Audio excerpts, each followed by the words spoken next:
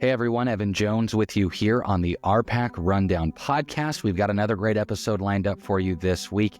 In this week's pod, we will recap our featured matchup from last Monday as the Hitchcock County boys basketball team fell in the D15 district final. They played so hard in that game. A great matchup, even though they did lose. But we'll recap that matchup as they played against Elm Creek in that D15 district final. Then we will also recap RPAC teams that played in the NSAA Girls State Basketball Tournament last week. Both Alma and Southwest made it in Class D1, and for both of them, it was their first state appearances.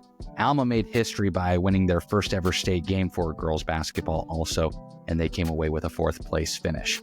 We also will preview boys state basketball this week. We have one RPAC squad making it, Dundee County Stratton. It's their fourth straight state appearance. They are the number 7 seed. They will play number 2 seed Howells Dodge on Wednesday at 6 p.m. Central Time at the Bob Devaney Sports Center. Finally, we'll have Athletes of the Week brought to you by First Central Bank at the end of the show. As always, check us out on social media and at rpacrundown.com. Of course, the RPAC Rundown podcast is brought to you by a bunch of great sponsors like Arapahoe Rehab and Fitness, Cambridge Supermarket, Webb's Oilfield Service, Cambridge Rehab and Fitness, Onyx Native, and C+. We'll take a break. Be right back.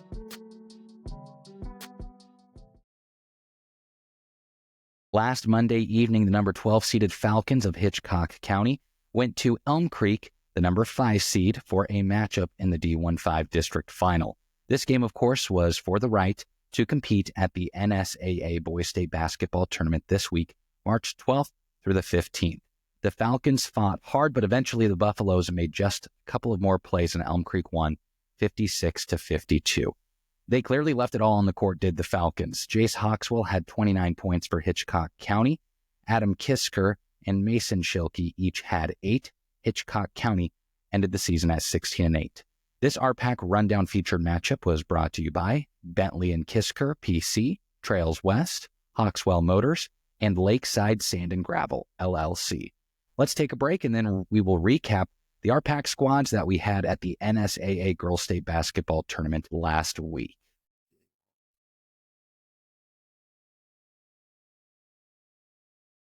Let's recap the games we had for RPAC squads in the Girls State Basketball Tournament last week. We have full recap stories on our website at rpacrundown.com if you'd like to read more there. But last week on Wednesday, we had Alma and Southwest competing in the Class D1 NSAA Girls State Basketball Tournament. For both schools, it was their first appearance at the state tournament. Alma came away with the win while Southwest fell short in their game.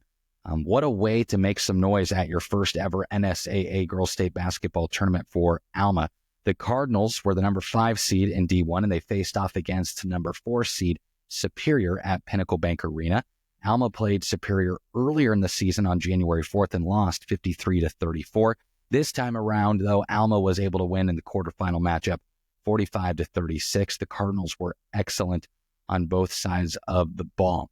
For Alma, Tierston Moore had 16 points, 7 steals. Chase Malzahn had 6 points and 8 blocks, along with 7 rebounds. Cameron Scott and Vaden Epp each had 9 points, and Camry Neal had 4. For Alma, they shot 40% from the field, and they hit 1 3-pointer in the game.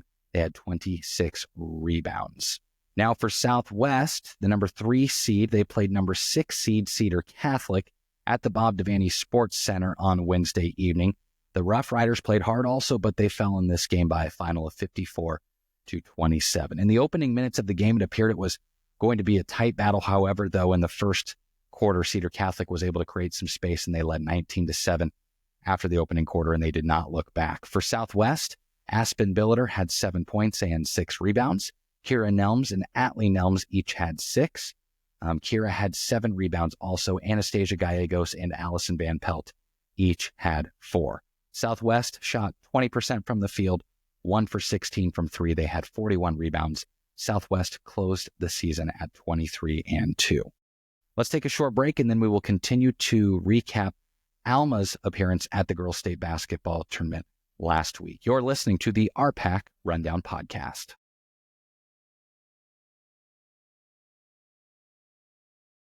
On Friday in the semifinals in Class D1, it was the number 5 seeded Alma Cardinals set to face number 1 seeded Pender in the Bob Devaney Sports Center. Pender has won back-to-back girls state championships in basketball in 2023 in Class C2 and in 2024 in Class D1. The Cardinals of Alma competed hard until the end but fell just short 53-40. There were a couple of runs that were difficult to overcome from Pender. Alma at one time was down 42-16 but battled all the way back to lose by just 13 points.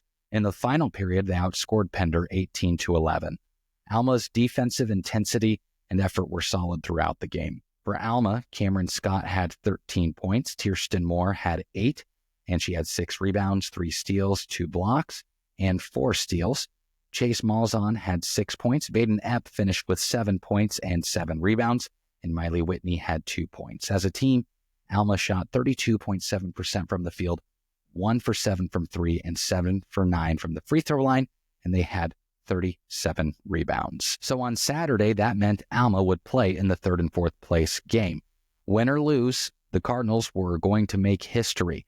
On Saturday morning, the number 5 Cardinals played another tough opponent, number 6 seed, Cedar Catholic, in the consolation finals, which were held at Lincoln Standing Bear High School. Alma again fought hard but fell 48-33.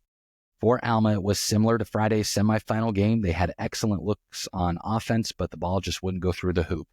For Alma, Cameron Scott had 17 points, Kirsten Moore scored 6, and Miley Whitney scored 5. Alma closes the season with its first ever state appearance, first state win, and 4th place trophy in girls basketball at state. They end the year at 21-8.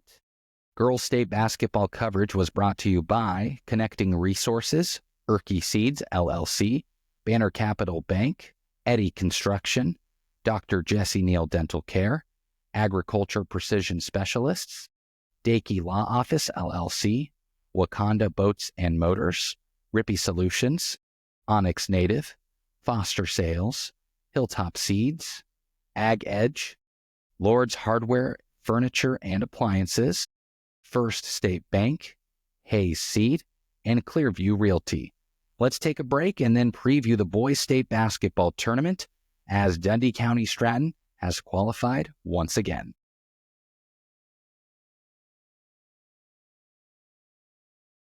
This week, March 12th through the 15th, is the NSAA Boys State Basketball Tournament. For the RPAC, one team has made it, Dundee County Stratton, their 4th straight appearance. They have a 3rd place trophy from 2023 when they beat Maywood Hayes Center in the consolation finals. This season, they are the number 7 seed in D1 and will play number 2 seed Howells Dodge.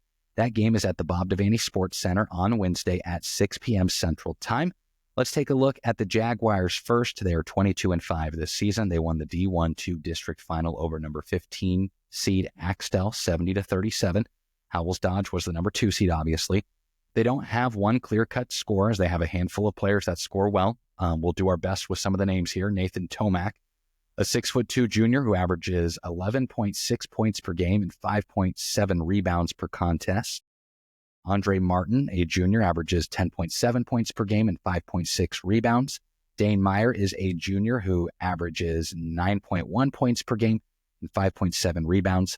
Hunter Luther, a junior, averages 9.1 points per game, 5.8 rebounds per game. And their lone senior, Carson Hurd, averages 6.7 points per game. As a team, they're averaging right around 56 points per game.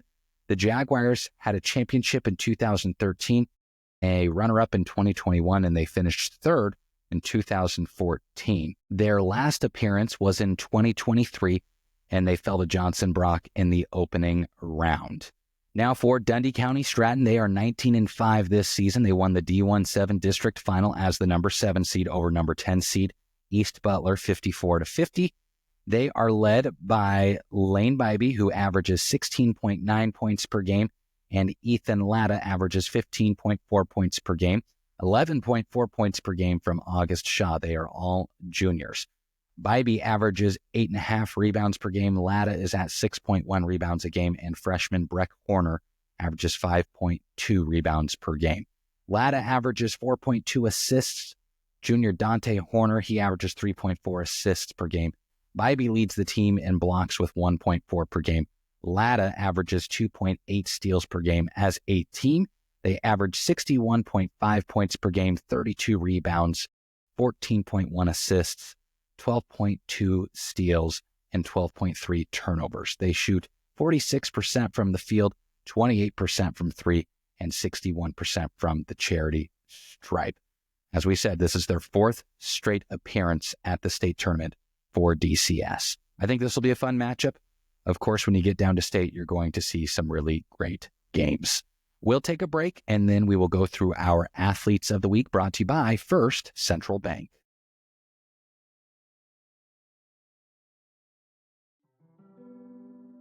Welcome back. It's time to announce the RPAC Rundown Athletes of the Week, brought to you by First Central Bank.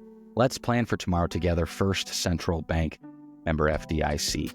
Our female athlete of the week goes to a pair of Alma Cardinals, Kirsten Moore and Cameron Scott. Moore averaged 10 points, 8.7 rebounds, and 4 steals per game during the state tournament. She had an excellent tournament on the defensive side as well. Scott averaged 13 points, 3.7 rebounds, and 2 steals. Cameron Scott did a nice job of keeping the offense going when things got a little bit stagnant for the Cardinals. Our male athlete of the week goes to Jace Hawkswell of Hitchcock County. Jace had 29 points in their tough loss in the D15 district final to Elm Creek. The final was 56-52. He had an awesome game. Our Athlete of the Week awards are brought to you by First Central Bank, member FDIC. That will do it for this week's episode of the podcast. Of course, the podcast is brought to you by a number of great sponsors like JBK Operating LLC, Scouts Recreation, First Central Bank, Cross Diamond Cattle Company, Tri-Valley Medical Foundation, and Prairie Girl Candle Company. A lot of good stuff coming up this week with the boys state basketball tournament and then spring sports season right around the corner. Thanks for tuning in this week. We'll catch you later.